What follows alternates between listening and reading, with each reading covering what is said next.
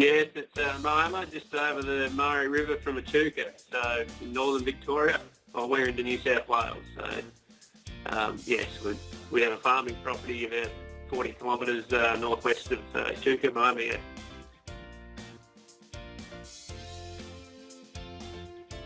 45 to 49 is in the big races, but most of the country races out here, they'll go from 40 to 49. So yeah, I'm 46.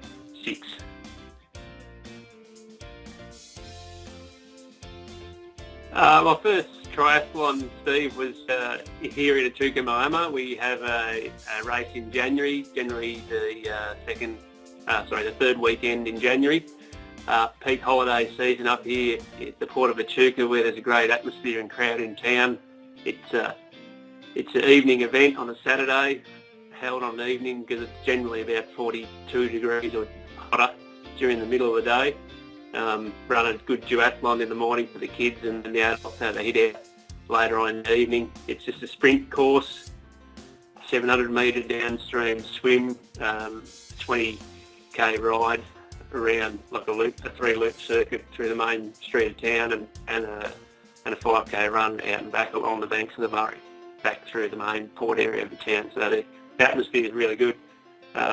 It was a nice local race to do. It was back in 2016, so I just borrowed a bike from a neighbour. The only bike I had in the shed was a BMX, and I'd outgrown that long ago. So yeah, it was just a matter of putting some runners on. I was confident I could do a swim downstream and just try it out, and just loved it, and the atmosphere and the group, the locals that are involved in the club. And we pretty much signed up in the club the next week, and the family went down there, and we've been there ever since. I haven't really done that many, Stephen. It's still work in progress. I have done 4 70.3 or halves in the last sort of year and a half, a couple of Olympic distance and probably a dozen sprints. So I sort of still haven't settled on where I'm at, but basically training for those longer 70.3s just to get endurance training basically to be able to cope under those sort of events, and hopefully one day might be able to tackle an Ironman and give that a go.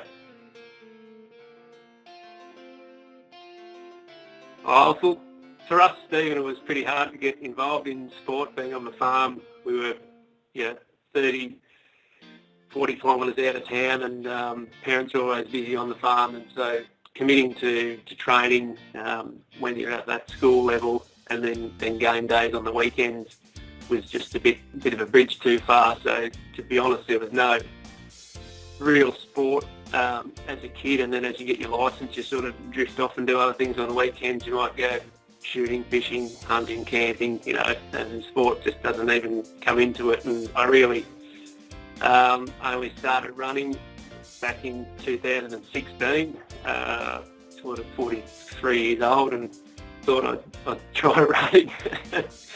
And I was pretty rubbish at it, but I had a goal to do the Melbourne Marathon in 16, and just sort of put a year's work into basically going from the couch to completing a marathon. So once I'd done that, I thought, well, anything's doable with the right effort and the right mindset. So triathlon just a natural progression from that. Oh, there's no doubt that that's the hook that gets you, and you just don't know what your limits are till you reach them. And so far, we're still finding out where my boundaries are. And I think I sat at the finish line at the Melbourne Marathon for 3 years, watching my wife complete it, and she hasn't come from a big sporting background either. And you see the elite guys coming through in over 2 hours, but to me, the real thrill is to watching those people come in at 5, 6, 7 hours, and just think, well, if they can do it, then why not anyone, really? I'd like to say Geelong, which is only last month, because it taught me a few lessons about how to knuckle down and not just expect things to happen. You still have to work. Then they put the effort into the training, and everyone says you're going well, and you know in your heart you're going well, but you can't just turn up on the day and say, well, it was perfect weather and perfect conditions and it was going to happen, and I just had a heart set on the time and it didn't happen, and it took me a bit to get over that, really. But I think the most memorable one would be, for a good news story, would be a sprint race in Hamilton that we did last year. There was a few guys went over from Echuca, and it's about a 3.5 hour drive. Again, it's a Saturday afternoon race. We swam in the Wimmera River there, and anyway, I managed to pick up the third, which was the first podium for me, and I was just over the moon about it. And but the announcer was sort of saying, oh, there's no prize for third, there's only first and second. There's a lot of the country races might only have a first. And a good mate in the club, Steve Gray, he managed to get first, and he came over and gave me his prize and said, well, that's just a reward for the effort, mate. So I think that was fairly remarkable and certainly memorable.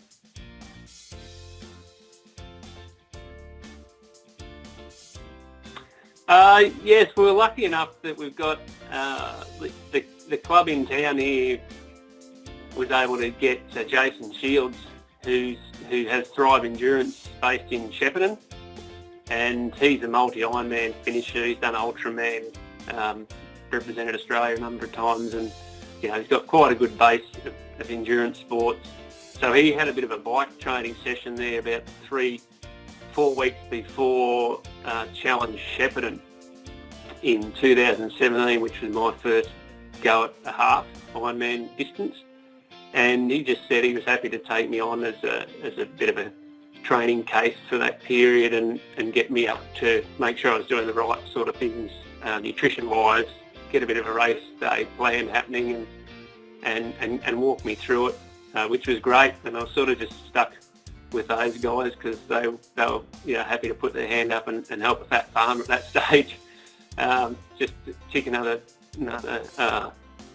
list off their list, and it's hard. I don't have a full time because it's hard with the farming side of things, because we sow our crops in April and May, and there's just no time for anything other than putting crop in the ground, and then we're busy spraying crops and top dressing fertiliser and things for June, July and August, and pretty much irrigating crops September, October, and then harvesting again in November and December. So it's hard to get sort of committed for a 12-month program and employ a coach when he tells you to do stuff and you can't do it. So we sort of have a pretty good relationship in that, when I'm ready and know I can put the time in, and I'll just contact them and we just start up with a plan, and he'll say, what do you want to do? And we'll just work around that. But it certainly makes me more accountable to do the work and, just improve on all the little aspects of it, because there's so many things involved. It's quite unique sport that way.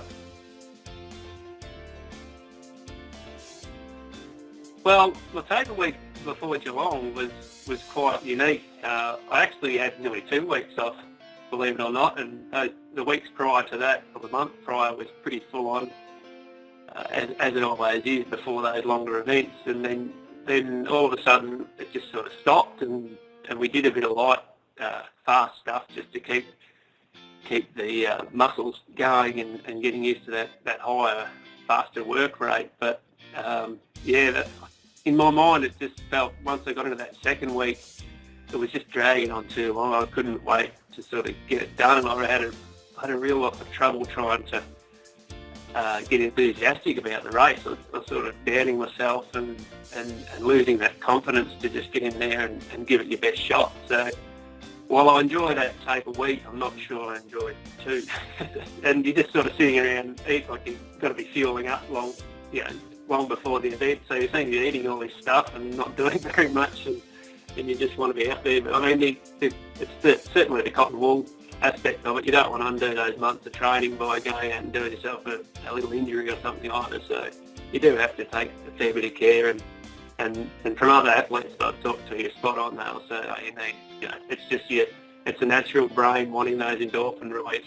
It's the adrenaline wanting to pump, but you just got to hold it all back. Not really. It's certainly, I suppose coming from a farmer and mechanical side of things, the bike always gets a good wash, cleaned down and going over with a fine tooth comb, because the surface of the roads around here are pretty rough, and there's always a lot of punctures and scratches and whatnot. So tyres certainly get a good look over, because that can easily bring you unstuck on race day. And it's just basically, if we go into a longer event, it's generally a 3 to 4 hour drive, so you've just got to get yourself organised. It comes down to even having the car service maybe and things like that, just to get prepared to go and do those events. It's also hard, as you said before, when the wife's doing them as well, and you might get in each other's way a bit, and you make each other nervous a bit, and trying to say the right things in opposite port can be misinterpreted and backfire on you. So there's a bit of walking around on eggshells there. So if one athlete on table week's dangerous, then put two in the same room and see what happens. I think it's pretty standard to get the hydration back and some food back, and if it's a big car ride home, it's always daunting to just find your partner after she's finished her race, and then go get the bikes and pack the car up and then head home and obviously work tomorrow. We don't get to indulge in luxury massages and a week or two at some exotic resort. Unfortunately, it's back to the kids and back to work. The most recent one was just a local sprint in Shepparton. That was the weekend after Geelong, so it was a fairly hectic week. We had Geelong, and then I think I did three days shearing at home with some pretty heavy sheep to drag out, and then we went over and did a sprint in Shepparton the next weekend. So it certainly wasn't the best recovery week for me, but managed to pick up a second over in Shepparton, so that was well worth the effort. And the kids, they had a race as well, so we could watch them race, and then they could watch us race, which was brilliant.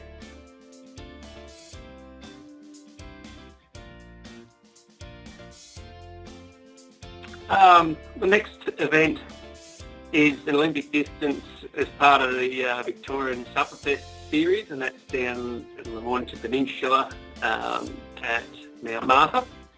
And that's in 2 weeks, I think, 24th of March. So, again, the kids will be doing that one, and then Kate and I will be doing the main one. Other than that, that's pretty much it. I did participate in Challenge Melbourne last year and loved every minute of that. Great course, chance to race in a big city again. I haven't signed up for that one yet, but certainly I'll be doing my best to try and convince the wife that I have to go.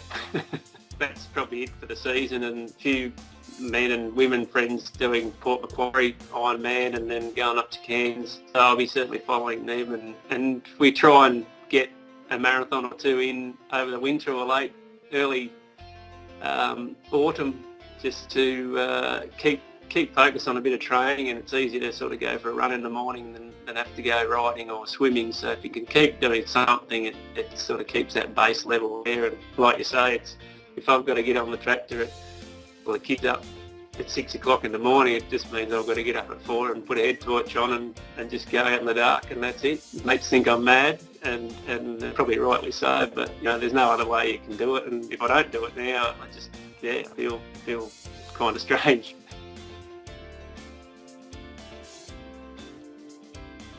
I mentioned there earlier that most of my training's based around that longer endurance stuff, so for me, just to turn up to do a sprint is not that difficult. I don't really set myself to do it. It's harder for me to do that because I've got to snap out of that slow, low heart rate training stuff and try and work out how fast can you go before you can't go any further. And generally, I'm just getting wound up when the race is over. So you sort of feel a bit relaxed and a bit too fresh. But at least when the time comes to do those long ones, you can just knuckle in there and just keep working away, and you're going to get there. And I think that's where the confidence sort of comes from doing that longer stuff and having done them. They don't seem that insurmountable.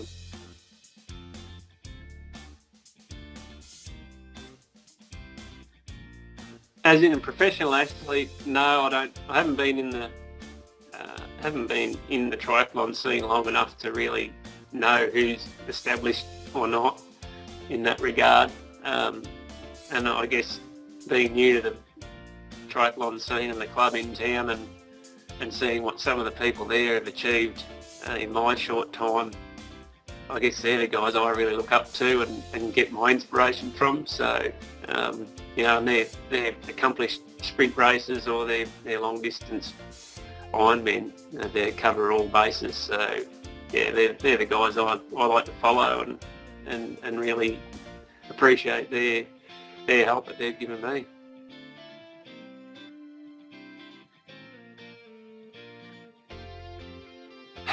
Farming. No, we've got about 2,500 acres of crop here we put in a year, and we run another 1,000 sheep, merino ewes as well, so that keeps us pretty busy, with chasing a couple of boys around as well, young kids and a working wife. So yeah, that takes up most of our spare time, and obviously with the wife training and doing similar events to me, every spare minute we seem to be out doing something. There's not a spare minute we're sitting around wondering what to do.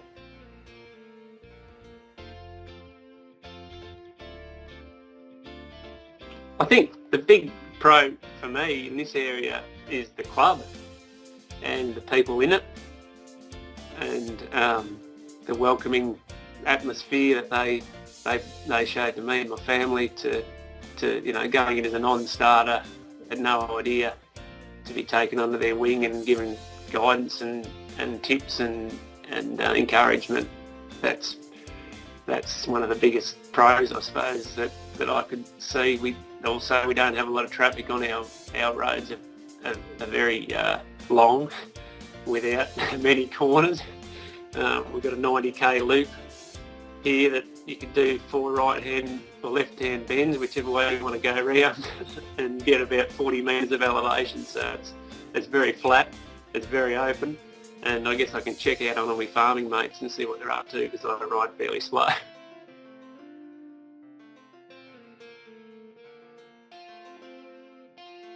Well, there's at least 120 members, and there's probably another 30 juniors on top of that that'll be under 14.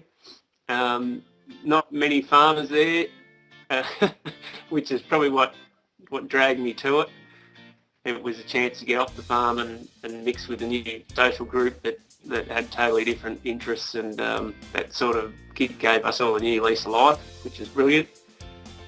It's a really supportive club. It's right, our races are right on the river, and we get to swim in the Murray. It's not clear, pristine lakes, fresh salt water. It's pretty murky, brown water, but we're lucky to have that rather than have to train in a pool. We have a 50 metre heated pool in Echuca, which is great for the winter time. So I guess that's another pro for the area. But certainly the club, I think, like any club, it's the people that make it, and the committee that run the local events and all those sort of things. So yeah, pretty proud to be part of that.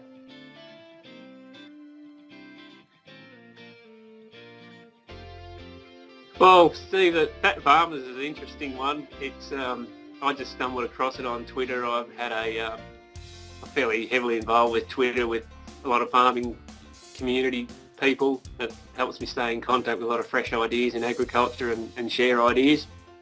Bit of social networking, so to speak. And I think I might have mentioned there one day that I was doing a marathon or whatever for Beyond Blue, and all of a sudden I had these followers from fat farmers, and they were just a group of farmers from Maitland on the York Peninsula in South Australia. And they just set a group of guys up that were all farmers that wanted to do something like a bike race for a charity, or they did the Beta City run in Adelaide and just raise money for various charities and raise awareness of rural health to around the area, and try and get other guys involved in it, and ladies and families. So I just really love the concept of it. I was a fat farmer, and and I was pretty proud of that, what they were set to achieve. So I just contacted them and said, is there any chance I can get a singlet? And I'm never going to be able to drive all the way to Adelaide just to do a park run or something like that, but I'm happy to support this the Riverina division of triathlon, and I'll wear it with pride. And anyone who wants to talk about it, it sort of opens up the subject of rural health, and it's getting there's plenty of interest in it, and I really think it does raise a lot of awareness, and I can't see why I shouldn't go national, because there's, as I said, a lot of my mates would laugh at me running down the road, Lycra or whatever, and think, what do you think you're doing, and aren't you fit enough just farming and that? But farming's got easier and more efficient, and I think we need to get, as an industry, we need to get moving more and keep active. So now those same guys are sort of stopping and saying, when's your next event? And you're looking well, or you're running well, and I wish I could do it. So if you can just break a few of those barriers that are stopping people and give a little bit of encouragement, then I think that can only end up in good ways.